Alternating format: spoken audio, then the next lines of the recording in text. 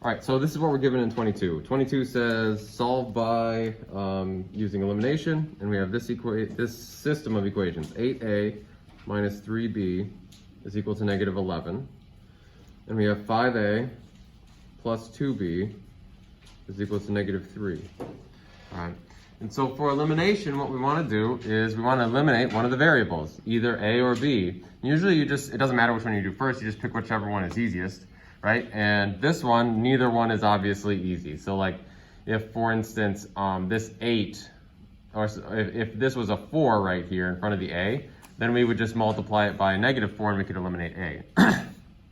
Fortunately, that's not going to work. We're going to have to multiply each equation by something to make them drop out. 8 and 5 are bigger than 3 and 2, so I'm just going to take 3 and 2. Again, it doesn't matter. We could eliminate a first, but smaller numbers are usually easier to work with in my head. So I'm going to try to eliminate b. What I'm going to do is I'm going to multiply this top equation by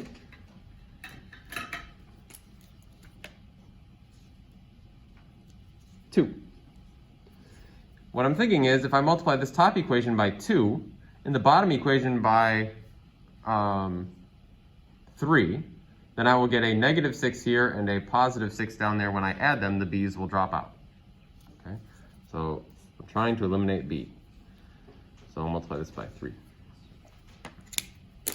All right, now I think I said this in the video, but I always recommend that you rewrite both equations. What you don't want to do is rewrite like the first one below the second one and then have like a stack of equations that then you'll get confused as to what you're dealing with. Just rewrite them to the side.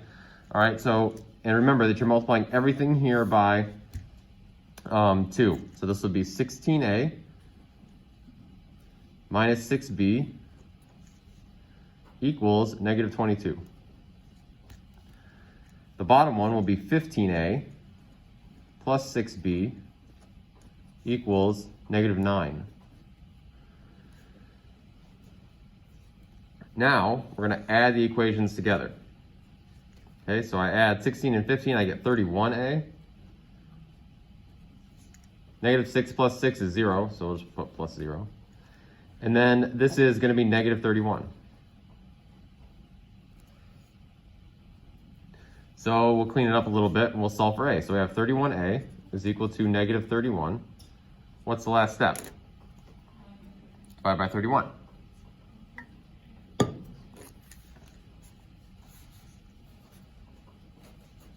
So I get a is equal to negative 1. Okay, great. Remember, the solution to these should always be 2 points, though. Should be a comma b in this case, or x comma y if it was x's and y's. So there's half of my solution. I need to take that negative 1 and plug it into one of these equations over here. It does not matter which one I pick. I'll just pick the bottom one. Okay, so I'm going to go 5 times negative 1 plus 2b is equal to, this would be negative 3, right? Just copy it down. Negative 3. Now I'm going to solve this one for b. Okay, so this is negative 5 plus 2b is equal to negative 3. And I add 5. So I'll get 2b is equal to, let's see, that would be positive 2. And divide by 2. So I get b is equal to 1. Okay, so my solution is negative 1 comma 1. So you can either write it like this, or you can write just a is that and b is that. Either way, it's fine.